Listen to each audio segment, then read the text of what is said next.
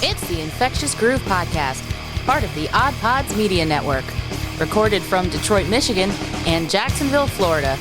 The Infectious Groove Podcast is your source for jammy jams, album reviews, and the best in-depth music discussion. Thanks for joining us. Now here are your hosts. Hello there. My name is Russ. I am one of your hosts on the Infectious Groove Podcast. My co-host this week is one of the original members of the Infectious Groove Podcast. She's always super happy to be here. She's always such a delight. Michelle, welcome back to the show. Hi. I'm so excited to be here. Oh, especially for this record. Oh, brother, what a dandy this episode's going to be. Are you excited?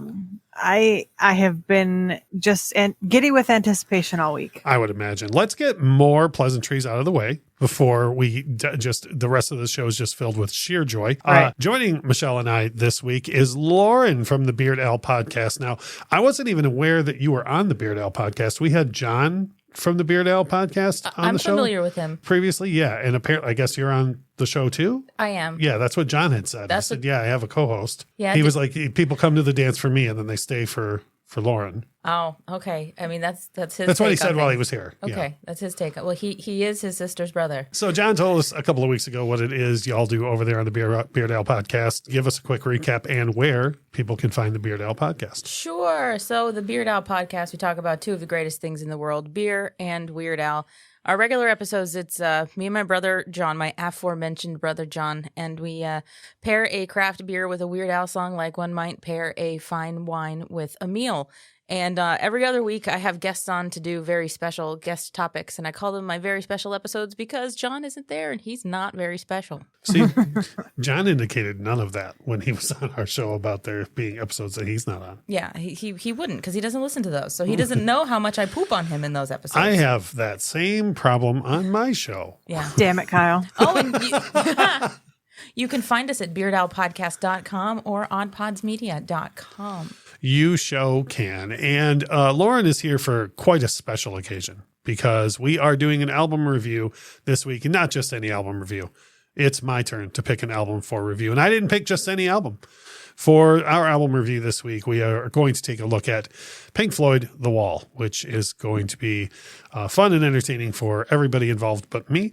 And we have quite a few things lined up for the second half of the show. But first, we're going to get into our usual segments, and we'll go into feedback first. Feedback, John. Don't worry about that. Right. Where would rock and roll be without feedback? Our friend Mohammed Reza from Iran chimed in on the playlist, the road trip playlist episodes, and said, "Hey guys, I hope you're doing well. I listened to your podcast last week and I have a unique opinion about this. I generally like to go back and listen to the songs that I know and love, sometimes in my comfort zone, almost too much. I think it's important to listen to new stuff and create new memories. For example, last week I had a new favorite song. So my point is, oh man, it bums me out when people say this phrase. My point is, I agree with Michelle that you just turn on the best station, preferably rock, and create new memories, even from new favorite songs. Love you all and hope you read my message. Keep up the great work, Mohammed Reza," which I think is great. And I don't condone agreeing with Michelle, and I certainly don't condone saying it in public, but to each their own. You're definitely not going to agree with me today. Spoilers. I mean, no spoilers. Garrett from the Ever Trending Story podcast writes in regarding last week's episode, which was Smooth Criminal, Michael Jackson versus Alien Ant Farm. Love this episode a lot. Great discussion about a great song, and it's a great cover. And the guests were fun as well, which last week we had our friends from the It's Rocks podcast on. Shout out to St. Louis. They were great in handling that whole discussion. It was awesome. And a couple more pieces of feedback coming in here. Queer Defense Force writes in and says, "I definitely had to stop the podcast and listen to Prince cover The Middle. Dare I say it was better than the original? Sure was. To clarify my road trip jams, I find it quite soothing when the sun is coming up through the windshield and you're screaming in the sun, I feel as one," which that has to do with feedback that we got regarding putting All Apologies on a road trip playlist by Nirvana. And when we read the feedback, it was kind of universally decided like, hey, isn't that kind of a sad song? And didn't we say no sad seats? But I can see that point. Like, if the sun's coming through the windshield and screaming that particular part of the song, sure. Michelle raised her fists in a show of rock just now. Show of raw. JT's Brew Crime podcast wrote in and said, what a great way to start a 4-day work week. Infectious Groove Podcast and Itch Rocks did an amazing job with their episode and the conversation. I appreciate such wonderful and genuine conversation about music, the artists, and the impact they have on our culture. So as you can tell, Michelle, that was an episode you weren't on. Yeah, I don't believe you did an episode last week. The proof doesn't exist. If you want to, you can go to infectiousgroovepodcast.com and you can just find the episode right there or on. It's just missing. No, I assure you that we absolutely did an episode last week. Moving right along. Our jammies. Michelle, you are always so excited to go first for your jammy jams. So will you please come down from high and share with everyone your 1.5 songs, your podcast, and whatever audio dramas you were listening to this week? Oh, I'm number one again, everybody. So this week, I don't know why, but I've been in a very Damien Rice mood. I know why, because you love that album. Yeah, I use it as a palate cleanser. Oh boy, that's foreshadowing, everyone. Specifically but I like Nine Crimes as well. So between those two albums, and then Matt Mason had a record come out 2 weeks ago while I was out of town, and I did not get a chance to listen to it yet. So I've been listening to that this week too. It's called Never Had to Leave, and I enjoy it quite a bit. And so if you like Matt Mason or anything he does, you'll just like this because it's more Matt Mason. I swear I'm not saying this to be funny. I didn't know Damien Rice had another record besides because no, he's got quite a few, I think. I know, and I don't. Well, I know now, but I don't mean to be funny about it. But like every person who's ever been like, "You ever heard Damien Rice?" Like they want to talk to me about that record, and I'm like, "No, yep, I've heard that. I've heard that one." So I swear I didn't know he had other ones. Nine Crimes, I think, is the record right after O, and then after that I kind of fell off, like not because I disliked it, I just kind of forgot he existed for a long time, and then every time I dig back into him, I'm just stuck on those two albums. So. Yeah, you're prone to do that, to lose attention span. It's unfortunate. Which is one of the reasons why I waited 2 years to bring The Wall to the table, because I was hoping your attention span would grow, and I'm guessing it did not.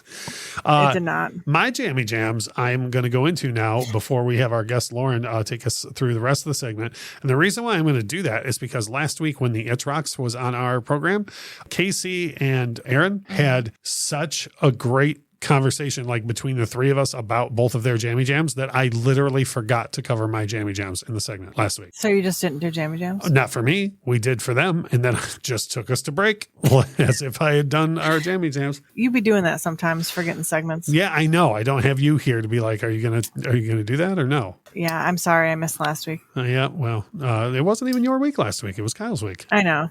It was Kyle's week, but everyone had the Rona. So having said that, my jammy jams, and I literally wrote this in my notes, is Billie Eilish and I Don't Care Who Knows It, because I have, oh my Lord, I have returned to that record so huge. I watched the Disney special about it again the other night. It's just, her second album is a masterpiece, and I doubt she's ever going to top it. And nobody else has in the past, 5 years or so. So Goldwing, Lost Cause, I Didn't Change My Number, Billy Bossa Nova, Getting Older, the record, it's just such a monster record. And would you say that this is your Kelly Clarkson? What do you mean? Like the one when that record came out, Meaning of Life, when that came out, we listened to it nonstop, I feel like, for 2 years.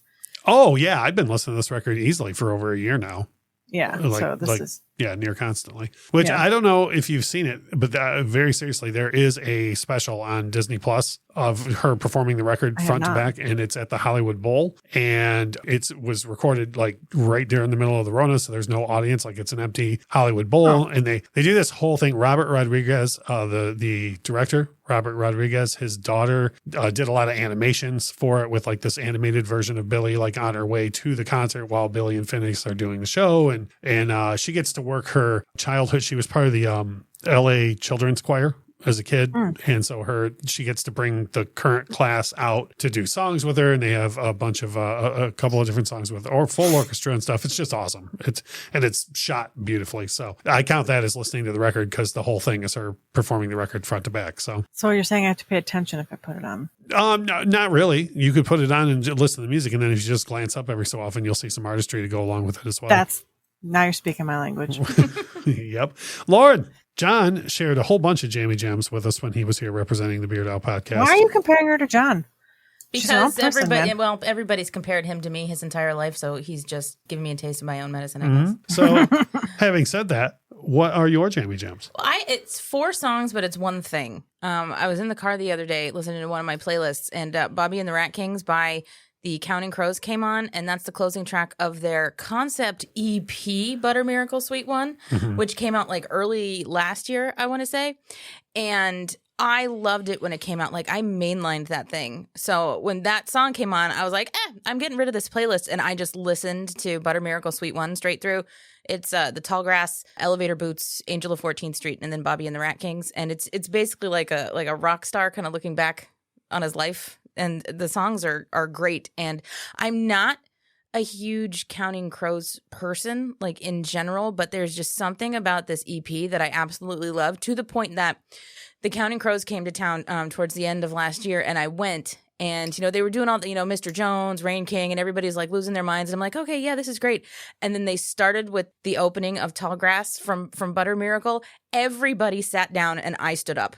Yeah. Yep. I've done that more than a few times at shows where people start going up the stairway during the one that always comes to mind is when we saw one of the times that I saw Fleetwood Mac, as soon as Lindsay starts playing Big Love, where like Michelle, I don't know, you've seen it. It's where he's playing rhythm and lead at the same time while he's singing it. And like, we were in like 11th row on Lindsay's side of the stage, and like people in droves were going up the stairway, and I was drunk enough to where I was like, "You're missing it! You're missing it!" Yeah, I've absolutely have seen you yell at people before. Yes, she has. Have you? You don't Counting Crows one way or the other, do you, Michelle? I know they exist. Sweet.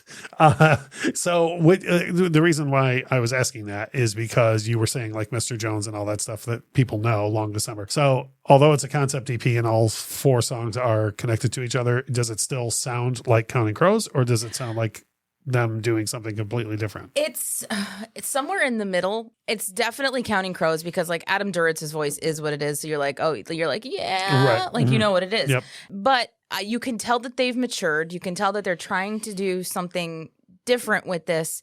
And honestly, the last track on it, Bobby and the Rat Kings, is essentially Counting Crows doing a Bruce Springsteen impression, which is interesting. Okay. Yeah, it's very Jungle Land. Wow. Yeah. Okay. Well, so all 4 songs from that EP are your... All 4 songs from that EP are my jammy jams. Represent your jammy jams. Yep. Cool. So put them in order, they connect, and like you get to just listen to this EP. Did you hear that, Michelle? Did you hear that, Michelle? You got to put them in order. I heard. That's a very real concern I had with our album review this week. I was like, she's going to put this record on shuffle, because like every song leads into the next song, literally. Why is it so long?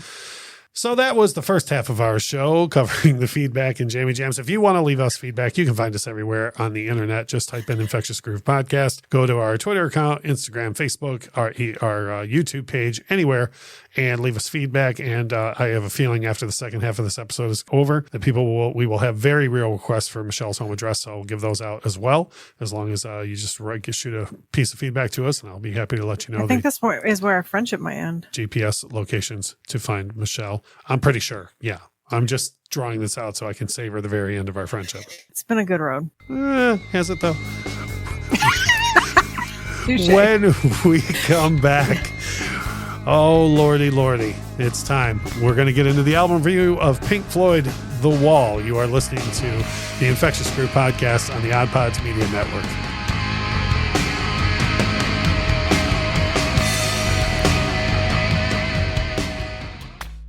Hey, I'm Lauren. And I'm John. And we host the Beard Al Podcast, the podcast where we talk about 2 of the greatest things in the world, beer and Weird Al. And a lot of other things. We're funny. Yeah, that's basically what I told him to say. Good job with your script. Listened. Yay! But no, seriously, we try and pair a beer with a Weird Al song and talk about both things and go where the conversation takes us. It's fun. I promise. You'll like it. Yeah, I mean, if you like talking about random things as well as, fine craft beers and some wonderful craft music. Hey, I'm Pantsless Aaron. This is Stevie. And I'm Augie. And we are BFYTW, a podcast all about playing games and having fun. Our games are usually based on British panel shows and game shows, but we'll play anything that captures our attention and imagination. Why? It's right there in the title. You'll never guess what the F stands for. We are back. It's Russ and Michelle from the Infectious Groove Podcast. And along with us this week is Lauren from the Beard Owl Podcast, sitting in with us for what is going to be probably the single best album review episode we've ever done. No pressure. And this week we are going to review Pink Floyd, The Wall. As usual, what's going to happen is I will tell you a little bit about the history of the record. Normally, we go to the person who brought the record to the table and ask them to tell us why they picked it. And for this particular episode, it will be me telling you why it is that we picked it, or that I picked it for us to review. We'll talk through our favorite tracks on the record. We'll ask if there's any stinkers. We'll probably have to skip that, I'm guessing, because there's probably no stinkers between all three of us on this record. But we'll circle back to that just in case. Have a little bit of open discussion on the record, including questions, I'm assuming, from Michelle, like, why is it so long? And why does he sing this way on that track? And why is he so upset here? And why does it end in a play? But we'll get to that in a couple of minutes as well. We always ask, would you buy this album? Would you recommend this album? And then we ask for your rating on a scale of 1 to 10. Just in the interest of full disclosure with the listeners, I foresee audio issues at the end of the episode when Michelle's giving her rating. So you probably won't hear what Michelle's rating is, but I'll do my best to salvage it. I'm just saying in advance, I'm saying we're probably going to have technical difficulties around that. So You do have a button that can bleep things. yeah, I do. I should totally do that. Having said that, I did bring Pink Floyd, The Wall to the table, and this record was released on November 30th, 1979.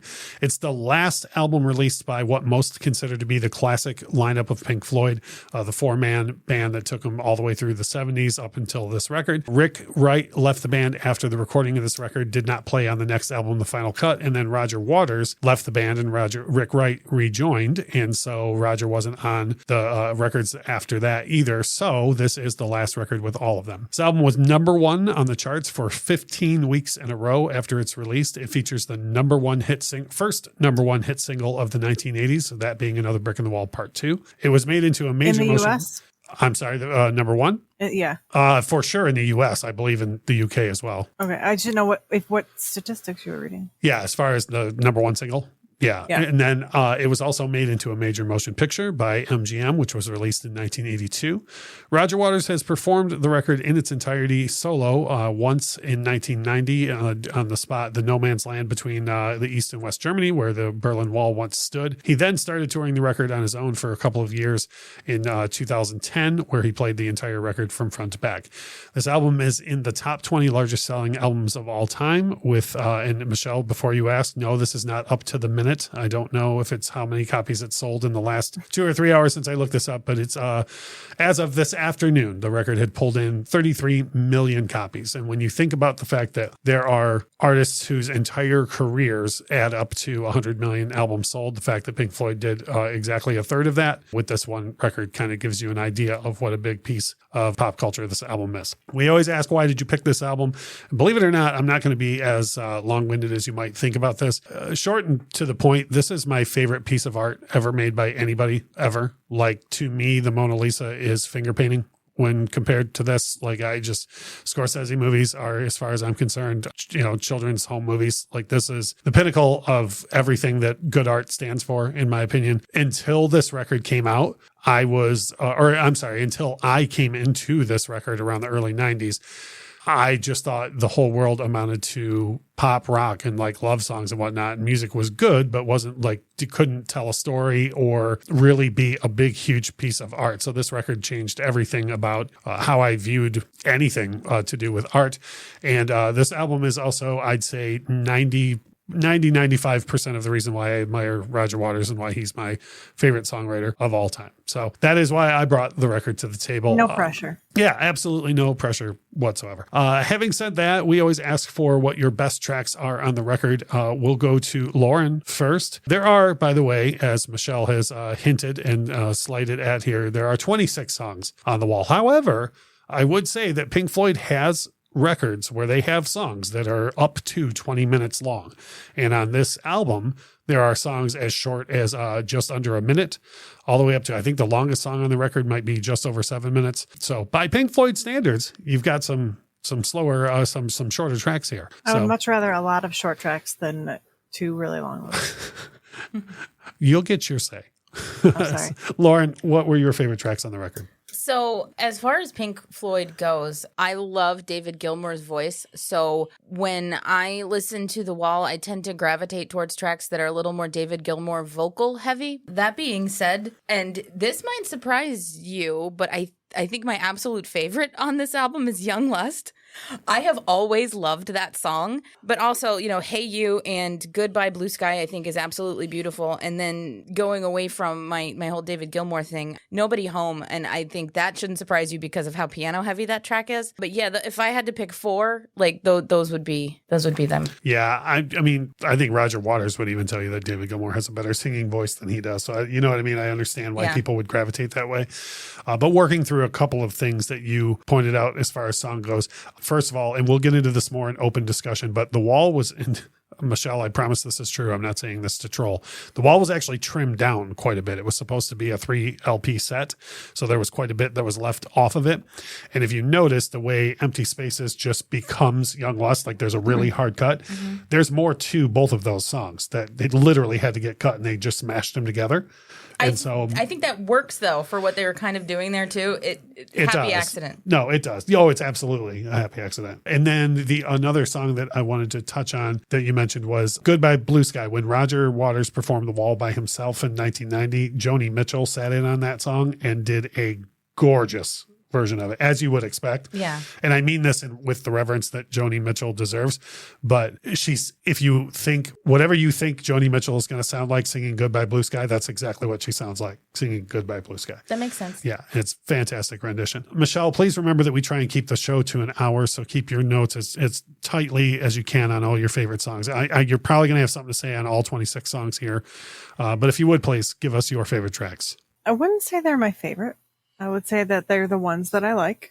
I've heard this from you before. The songs that you tolerated. Yeah, it's another Brick in the Wall Part 2, Young Lust, and Run Like Hell, which I don't know if all those were singles or if I just know them because you play them all the time. But Brick Part 2 and Run Like Hell were singles. And what was the third? Young Lust. Young Lust. Oh, Young Lust was not a single, but Young Lust gets played on rock radio like constantly. Yeah, so those are the ones that I like. Neither of the other two Brick in the Walls for you. Not one or three. No? No. See, I love one I and don't. three. So those are not a stinker, but they're not the songs that I like. I see. Not willing to say jam. Oh, okay. So, but yeah, not one and three, not stinkers, but also not jams. Not correct. So they're in the no man's land of music. Yes. For me, my favorite tracks on this record are all of them. I like the part from when In the Flesh starts all the way up until Outside the Wall ends. That's my favorite part of the record. If I had to pick favorite songs from the record, it's probably kind of cliche to say this, but Comfortably Numb is a favorite. I mean, it's just a gorgeous song. Run Like Hell, Waiting for the Worms. Shout out to Nobody's Home. Nobody's Home is gorgeous. For a very long time, that was like my all-time favorite Pink Floyd song. And if you get this record on vinyl, it's of course split up into 4 sides. I submit that Hey You through Comfortably Numb, which is Nobody's Home, is in the middle of that run. That's the best side of any Pink Floyd record that there is.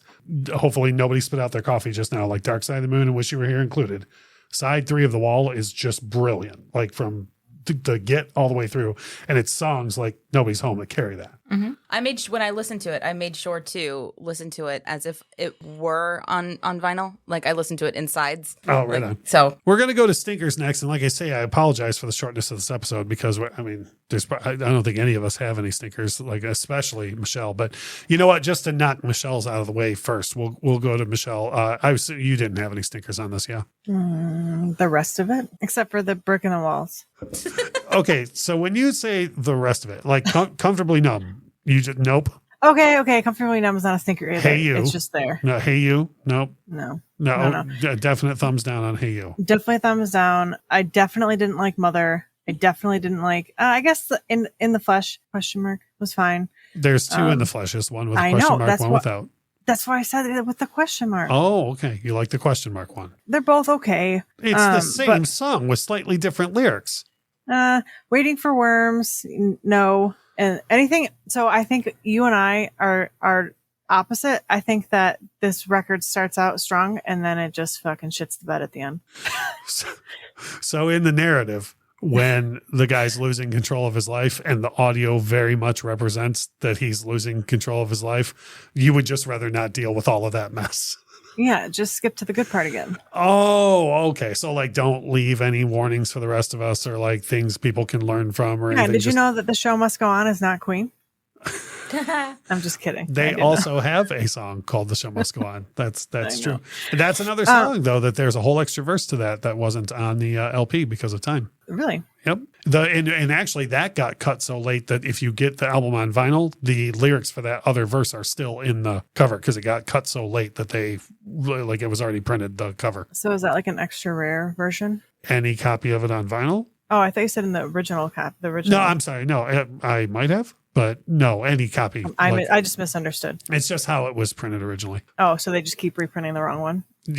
Not the wrong one. I mean, those are the lyrics to the song. They're just, that section is not on the album. Oh, Mother. Not, dare to say that one? Not a good one. So hold on. What don't you like about, I mean, we're not going to do this with every single one, but like Mother, it's a beautiful lyric and I love the play between Roger and David as far as like what their voices represent in the song, like for the lyrics. And it's, in my opinion, I think this is one of the best guitar solos on the record. I know you think all guitar is noise though. It just doesn't do anything for me. This is too jam bandy, if that makes sense. There's too much filler. I don't, it could be half the length of this record. I don't enjoy the rest of it. Like these fucking interlude bullshits. I don't stop. So are you just laughing to keep from crying? Kind of a little bit. So I know you're not, I know this about you personally. You're not a big movie person. No. Okay. So what you're suggesting in the narrative of this record is that let's say this album was a romantic. It's not a movie.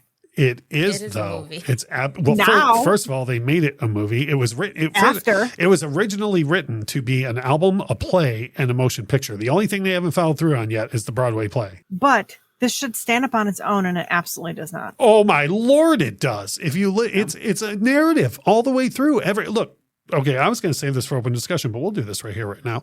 So when the record opens, the character of Pink Floyd is the biggest rock star in the whole world. That's why the In the Flesh song happens. And then from there all the way through up to Young Lust is him reflecting on how he got here, like his whole personal life. So you need to have the Thin Ice, Brick in the Wall Part 1, Part 2, and Mother.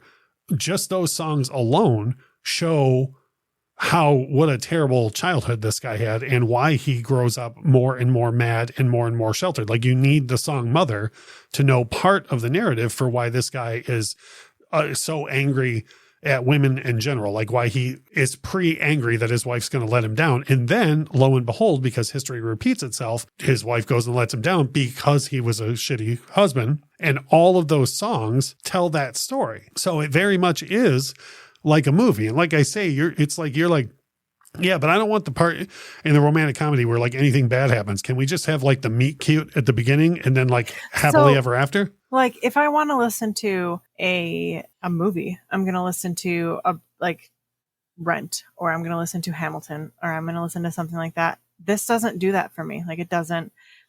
And I would all day listen to soundtracks from movies because those are different, but this just doesn't move me. It doesn't. And it's fine if it doesn't move you. Hold on one second. No, I'm just kidding. I'm totally kidding. Just okay. one more second. If it doesn't move you, that's fine. But what I'm saying is you're saying that these things don't need to exist. Like it doesn't need to be there. I never said it didn't. Well, I did say it could be shorter, but like, I understand the reason for them, but they should have a shortened version for people like me. Michelle would like a truncated wall. Roger Waters has done a lot of changing and manipulation to the wall so far, Michelle, and I'm sorry to tell you this, he's only added to it. Sorry. Well, they already cut stuff out in the beginning, so if they could do like, maybe there's a Cliff Notes version where you just like read it ahead of time and then you listen to the songs. Yeah, good thing you weren't a record executive CBS Records back in November of 79, or else this record would have been a 45. But you knew going into this wasn't going to No, be my I thing. know that. You know I'm just playing with you. I know, but I'm going to hurt your feelings. No, you're not going to hurt my feelings. I'm going to feel bad for you. Zing. Lauren, take the temperature down in the room a little bit. Well, what Sure. point did you have for us? Well, what I was going to save this for open discussion too, but since we're here and we're doing this, I totally get, Michelle, why you feel the way that you feel about this, because it's a lot easier, I would argue, for a guy to be moved by the wall than it is for a woman to be moved by the wall, because of a lot of things that Russ even said too. It was like, he hates women, he sets himself up for this because of all these things. So like, it's not going to strike the same chord with somebody like you or me as it will with a guy, because we're not as close to that experience, right? But that doesn't mean that this isn't a great piece of art for what it is. If you can kind of like, there are some things that you listen to because you relate to it. Right. The Wall is not one of those things for many, many people, right? Not for 33 million people. Go on. I would say I love The Wall, but I don't listen to it because I relate to it. I listen to it because it's a great piece of art. It's telling me a story that I can't relate to, but I like hearing. Right. So to rebuttal, I would listen to Purple Rain all day long, and I've never seen the movie, and I don't need it to understand the storyline, understand what's going on in the soundtrack. And I don't know it, but it's not 26 songs. It's not that long. It loses my attention very quickly. I have to find myself restarting tracks to listen to them all. There's something about it that does not keep my attention long enough that it doesn't work for me. And I'm not saying that it's not, for me personally, it doesn't work. I'm not saying it obviously works for millions of people and they love it and they listen to it all the time. And it's still being talked about today. So it's just not. Does it not hold your attention because it's not blowjob country? Is that possibly the problem? Yeah. Yes. Or emo. Right. Yeah. And it very much is emo in a way. It's a guy whining. It's a guy whining for about 24 of the 26 songs. If I was going to have a stinker on this record, which I don't, but if I was going to have one, it would be Don't Leave Me Now, which is near the end of the first half of the record. It's like on side 2. The reason why I would have cut that song, the reason why I'm saying it could be a stinker, is because that's like 2.5 minutes that they could have removed, because the point of that song is already made twice over before going into that song. So it doesn't need to be there. But now, don't get excited, Michelle. I'm not saying to cut the runtime down. I'm saying they could have taken those 2.5 minutes and given them back to, say, the missing verse in The Show Must Go On, or put the whole version of Empty Spaces / What Shall We Do Now in there as well. I also believe that if I watched the movie, which I have not still, that I might have a new appreciation for it. I feel like, no? It's worth mentioning that I personally don't like the film all that much. Well, then I probably will like it. Yeah, actually, you know what? We should do that in the next season. We should review the movie, because it's been at least a decade since I've seen it. And I don't want to labor that point too much, but the short version is that the people at MGM, the director of the film, Alan Parker, who did Fame and knew his way around a music movie, there were people in the movie business who were trying to rewrite the story on the fly, and they were telling Roger Waters things like, well, that wouldn't happen, or that wouldn't happen that way. And Roger Waters was like, well, it sure would. And do you know how I know? Because it happened to me. Lauren, do you have any stinkers on this record? I'm gonna pull out my notebook here and just have you read what I wrote down. No. Oh, that's no stinkers. There's no stinkers according to Lauren. Because, does this mean that I love every single track on it? No. But do I feel like they all need to be there for the art to be what it is? Yes. Don't worry. Michelle brought enough stinkers for all three of us. She brought enough for the rest of the class. So we're all set. Well, and I can appreciate that people love it from front to back. I don't. You're not mad that other people enjoy it. Absolutely not. You're just mad that you had to listen to it. There are some songs and some artists that I am actively mad when other people like it, but this is not one of them. We might have to just break down and do that episode one day.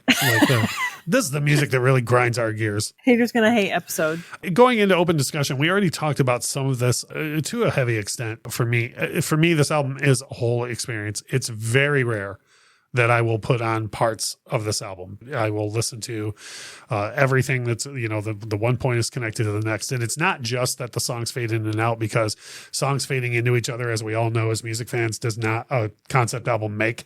It's not just that songs fade into each other. It's like I say, In the Flesh happens, and then you hear the baby crying, signifying that now we're going all the way back to the beginning of his life, and then that leads right into Another Brick in the Wall Part 1, where now he's a toddler and his father's being killed at war, helicopter sounds, and now we're in the school thing like that. So that it's not just that the songs blend into each other. It's that like the story is being told. And it's almost like I have no right to make this analogy because I'm not a book reader, but to me, that when I listen to the album, it's like a book I can't put down. Does that sound right? Like I can't. I understand. No, I'm asking if that was even remotely a good analogy because I don't read books. Oh, no, it is a good analogy because I have had many a nights where I was like, no, I need to go to bed. Oh, just one more chapter. Oh, just one more chapter. Oh, just one more chapter. Oops, I finished the book. Oops, all books. Oops, all books. Yeah. I just, for me, the whole record is just one giant experience. And I can't, in your defense, Michelle, not that you need me to defend you, but I can see that also being a deterrent. Like, this is a big, huge thing. Like I can't put on Mother and listen to it because everything else comes along with that song. Like I can see that. Yeah. I also think that I just don't see things like you do. I think that like I can read a book and I like to read and whatever, and I can watch a movie, but just solely listening to this whole package, I have a hard time following. Like I feel like I would need to sit down and like read all the lyrics and then have somebody explain it to me, and then actually listen to it front to back. Michelle, I will tell you something that was very helpful. Every single track on this has its own Wikipedia page. So if you listen to it and follow along with Wikipedia explaining it to you, that might be helpful. Oh, so information I could have used last week. And I, I want to be clear to our listeners that this is not an offer I'm making to everyone. This is an offer I'm making solely to Michelle. I will come to your house personally and explain every single track on this record to you if you find that helpful. Would you find that helpful? There's a Wikipedia page for every track on the wall. You don't need to do that. There was once upon a time when you lived at my house when you were going to see Roger Waters play The Wall, and that's all I heard was nothing but The Wall. Did I tell you that, by the way, that when I lived there, did I mention to you that I was getting to see Roger Waters perform The Wall? I don't think I ever heard you talk about it. Yeah, I did. only heard Roger Waters talk about it. I got to meet him after the second time, right before the second time I saw him perform The Wall. Did I mention that to you? Did I tell you about that? No. Okay. Well, you know what? I'll tell you. We'll save that. We'll do a story time episode in the future, and we'll do that. So, because I feel bad that you haven't heard it. Oh boy. There was a couple of things I wanted to mention on this before we move on. One is, this is just a little, I guess, anecdote kind of story that I love about this record is that very famously at the time, Roger Waters was doing all the heavy lifting for the writing in the band. Like nobody else in the band was interested in writing songs at all. And so when they took their break after the Animals tour, Roger went and wrote 2 complete albums. He wrote Pros and Cons of Hitchhiking and The Wall, and he worked up demos for the entirety of both records. And they're out there on the internet. You can hear both of them. So he basically came back to Pink Floyd and he was like, okay, I have this piece called The Pros and Cons of Hitchhiking, and I have this piece called The Wall. Like they're all done. I just, which one do you guys want to like sit and re-record the drums for and so on. It's a longer story. David Gilmour and Comfortably Numb was not part of the original thing. Gilmour wrote part of that and that ended up in there and whatever. But anyways, David Gilmour was quoted as saying years ago that the reason why they chose The Wall was because it was the less excruciating of the 2 to listen to. Have you heard the other one? It went on to become Roger Waters' first solo record, and I personally am super thankful that Pink Floyd did not cut that album because Roger Waters has 4 solo records, and of the 4, it is by far my least favorite. So nobody likes it. I don't. It has huge. Eric Clapton played on it. The tour was huge. People love that album. I do not. There's one song on it that I absolutely adore, and then I think I've heard the rest of it like twice, and it just didn't take. So I was like, nah, I'm good. And this is just so listeners know, this is a person I love Amused to death. I love Radio Chaos. I love Pink Floyd, The Final Cut, which no one loves. And this Pros and Cons of Hitchhiking was put out right around that same time, and it just doesn't do anything for me. This is one more point I wanted to mention, Michelle, that you may not have noticed, and I'm not being funny. You may not have noticed this. This record is looping as well. It's meant to be a metaphor for the history repeating itself, and nobody's going to learn from their mistakes anyways. So when you hit play on the first track on the record in the flesh, you hear the last song on the record playing Outside the Wall, and the first thing you hear on the record is you hear Roger Waters say the words, "We came in." And then if you let Outside the Wall play all the way to the end, at the end of the record, the last thing you hear is Roger Waters say, "Isn't this where?" So it's that in and of itself is meant to be a metaphor for like, oh, you just learned all these things and life is better without walls and everything is not everybody else's fault, but then you're just going to repeat the same mistakes anyways. That is interesting. It is interesting. That's Michelle was like, hold on, I have to wipe all the sleep out of my eyes. Oh, that's interesting. I'm awake. That is interesting. What was your question? Okay, so you're saying this is a piece of art that, and I'm not debating that part, that no part can be removed because it's a piece of art and it all is interconnected. So are you saying that none of the songs can stand on their own? Like, even though they're singles and people listen to them, you think that they need to be listened to front to back? No, a surprising amount of these songs get played on their own on the radio constantly. I don't. No, that doesn't mean that that's right. Oh, like, do I think the songs are good enough to stand up on their own? Do you think that in order to appreciate everything, like in order to appreciate Comfortably Numb, like people who have just heard that, who haven't heard the rest of it, don't appreciate it. Like they need to listen to the entirety of The Wall. I would strongly recommend they listen to the entirety of the rest of The Wall. But do you think they don't get it? Like I think they absolutely don't get it. You personally, and I'm not saying this to be funny, you personally have seen me lose my shit over the fact that people think that Comfortably Numb is, quote, a drug song. Like, oh, let's get high and get comfortably numb, which couldn't be further from the goddamn truth. Please listen to the fucking lyrics of the song. The song is about the exact opposite of getting high. It's a person who's forced into getting high by his doctors and does not want to be comfortably numb. And I think if you listen to the song on its own, much like the person at the bar last week who came up to us bragging about how high he was when he got put Comfortably Numb in the yearbook. Yeah, right. Oh my God. You get people that misunderstand it. And if you listen to just side 3 of The Wall, you'll understand that song is not the way it's taken. So I feel like there's lots of other albums that is not the case, but this obviously is. Like, you think that you need to listen to it, the whole thing. Yeah, I mean, even we'll stay in the lane of Pink Floyd, like Dark Side of the Moon, Money, Us and Them, Time. Like those songs are they're siloed. Like the song Time is the only song on that record about how you spend your whole life planning and you turn around twice and you're about to die because you spent your whole life planning. Money, that's the only song on that record that even makes reference to the fact that money is the root of all evil, but it makes its point in and out in those 7 minutes. It's not reliant on anything. And that's how every track on the Dark Side of the Moon is. Whereas The Wall, every track on The Wall is reliant on either the one before it. And there's even callbacks. There's like in the song, One of My Turns, he makes another phone call that he attempted the first time at the end of Young Lust. So like it's all dependent on each other. The phone call at the end of Young Lust always cracked me up. Yeah, that's a real operator too. I know. Oh, she read the Wikipedia page. She knows. Well, I knew that though. That I knew before. Did you have another question, Michelle? I don't think so. I didn't mean to talk over you. What were you saying? I was just going to say, you have told me the Young Lust thing about the operator. I have heard that story one of many times. And, I just was going to say that I think that's why, I think in order to appreciate it, you have to sit down and like really, you have to get it, like really listen to it, and hear what's happening. And I just feel like I don't get the whole thing. This is definitely not a passive listening experience. Yes. This is a very active listening experience. And if you're not into active listening, if you're more of a passive listening person, which there's no problem with, like sometimes you just want to throw stuff on and just like have it be there and like wash all over you. Like this, you really, really, really have to focus on.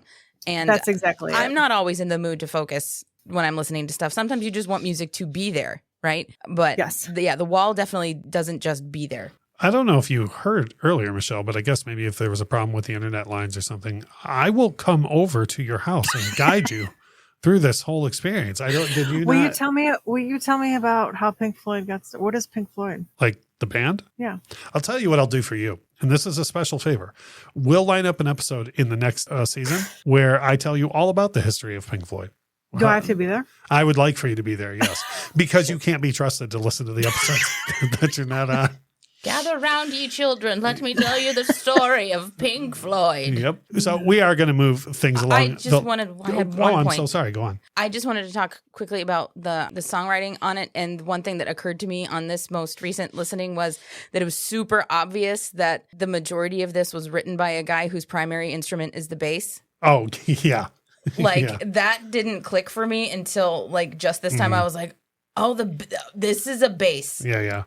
So that's all. I just wanted to say that. Yeah. It's there. So and this was the last point I was going to make on open discussion is I mentioned several times that there were songs cut off and all of that. Another thing in addition to the record being very much for the bass player because of tensions in the band at the time, Rick Wright, there's no nice way to say this, barely showed up to play keys on the album version of The Wall.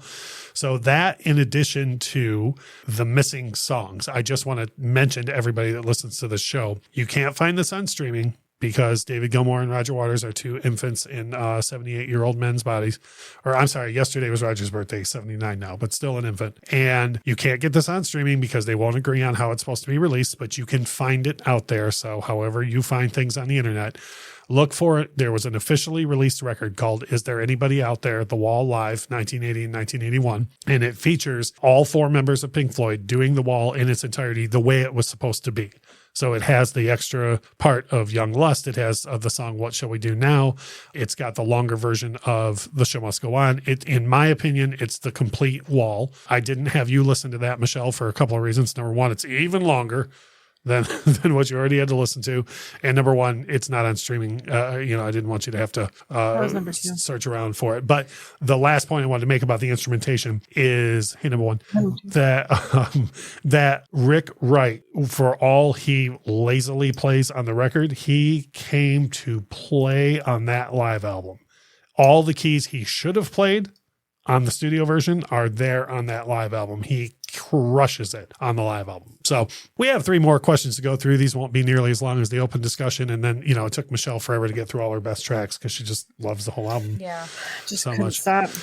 So would you buy this album? I'll answer first. I've bought this album on literally every format except for 8-track. And I'm not kidding you. I keep every couple of months I go to eBay to look for an 8-track of it. It's readily available. I just never buy it. But I literally want to buy it on 8-track just to say I've owned it on cassette. I've owned it on CD. I've owned it several times on vinyl. It's probably the one album I've rebought more in my life than any other album that I've ever owned, because I've always just needed to have a copy of it around. I've literally stopped at Best Buy or whatever on road trips to buy a copy of The Wall to have with me, even though I have several at home already. So that must be a fun road trip. Oh, super fun. You've been in the car when I played The Wall. It's always a joyous occasion. Michelle shaking your head no for some reason. That's absolutely That not goes true. against your whole no sad songs on road trips theory. Yeah, no kidding. There's plenty of upbeat numbers on this album about isolation and your wife leaving you and your father dying. And yeah, plenty of upbeat songs.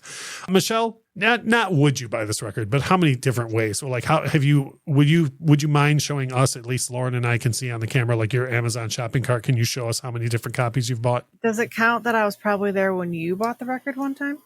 So you were adjacent to a purchase of The Wall. And for a short period, it lived in my house? Yeah. So I guess technically you've owned copies of The Wall because it's just not here anymore. Right. So Michelle, I'm assuming this is a resounding no. In no way, shape, or form would you put you barely want to pay $15 for a regular album, let alone $30 for a double. I would not purchase it. Michelle would not purchase the record. Lauren, have you or would you in the future buy The Wall? I have, and it's probably in that box of CDs in the closet with a cracked jewel case. So yes, I have and I would. All right. Well, I'll tell you what, Michelle, I can hand deliver that copy to you. And then as we listen to it, I'll go through the Wikipedia. I need a page. PowerPoint presentation. Or as the kids call it, a deck. Don't you tempt me. I will make that PowerPoint presentation. It's going to make you a Prezi. You kidding me? I will make that and it's going to be 26 slides long. There's going to be one slide for every song on this record. I don't even doubt that that's a thing that you would do, though. Hey, you can edit videos now. Make a multimedia presentation. I'm going to. It's going to be lasers involved. Lasers. I can't wait. Would you recommend this record? And I literally put this in my notes. Oh, my God, yes. I mean, it's my favorite piece of art ever in the history of the world. Why would I not? I would be remiss if I didn't recommend this record to everyone on Earth. Michelle, would you recommend this record, and why not? No, I would recommend it. If now, this wait, is your- do you mean you'd recommend it from hey, this smells bad, smell this? Do you mean that in that way? No, I feel like there's people out there who I know, like you, for instance, who are very much into like storytelling songs and the whole kit and caboodle, let's call it. And I feel like this is right up their alley, and it's just not for me. I don't know what else to say. I feel like it's definitely for a lot of people. So I wouldn't I wouldn't actively try to get someone to not listen to it. Okay, that's fair. Hey, look, then you're on our side, in my opinion, because you wouldn't go around stopping people from listening to it.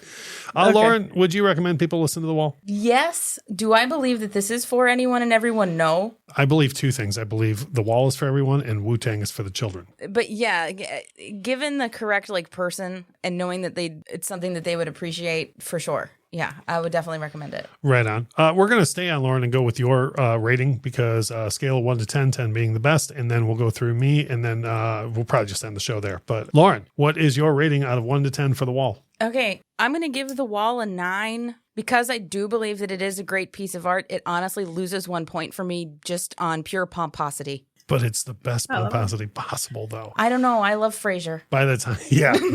By the time it gets to the trial on the record, you're just like, really? But for me, I'm not even appalled by that. I'm like, okay, all right. If you're going to do that, then. Yeah. Speaking of which, Michelle, we didn't even touch on that. How'd you like the trial when it turns into a full-on play at the end of the record? I did not. She did not.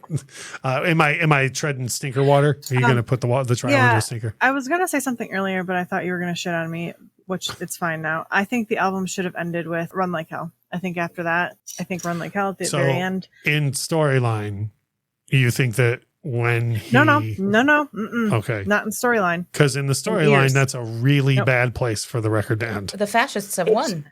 And also, yes. I will say, though, now, this is why I didn't say that. Every time Pink Floyd toured after Roger Waters left, they always closed with Run Like Hell. So I just feel like it's the music part, not the lyrics. It's musically appeasing to end a record. Well, maybe that's why they closed with it. That's probably why, because we're on the same wavelength. Yeah, that when I think Pink Floyd, I think Michelle's on the same wavelength with Pink Floyd. I mean, me and Roger Waters, I think, have very similar political views. Yes, I just saw them largely in our faces, and yes, you do. You absolutely do.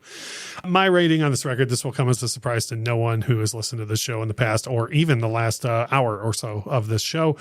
My rating out of this record, 1 out of 10, 10, with 10 being the best, 10. And I also made a note that this is the greatest thing that mankind has ever accomplished. Except for me. Is this our first 10? No, I've given plenty of 10s. See, I don't bring records and then rate my own records at like a 6 or a 7, like some people on the show that I'm looking at right now. Like I bring albums that I absolutely love to the program. Interesting. I have wow, what a concept. What a way to look at life. Yeah. But I did put in my notes, I believe this is the greatest thing that mankind's ever acconched. Like Fire, The Wheel, Moon Landing. Yeah, all those Child's Play. Airplanes. Nothing. None of those things matter compared to The Wall. Now, again, notice he said mankind, Michelle. Yeah. Because this is a man record, so. It's a man's world, man. I guess so. James Brown was right. Michelle, remember that I have full editing power over the show, and lay onto us your rating on this record. 1 out of 10. And I want to remind you that 10 is the best. 1 is bad. So where are you coming in at this record? I'm going to give it a 4. I was right. I knew it was going to be a 4. I knew it was going to be a 4. I took a mental bet with myself. I was like, she's going to go 4. Justify your rating, Michelle. Well, it's not as good as Pet Sounds. So Pet Sounds was a 5. So this has to be a 4.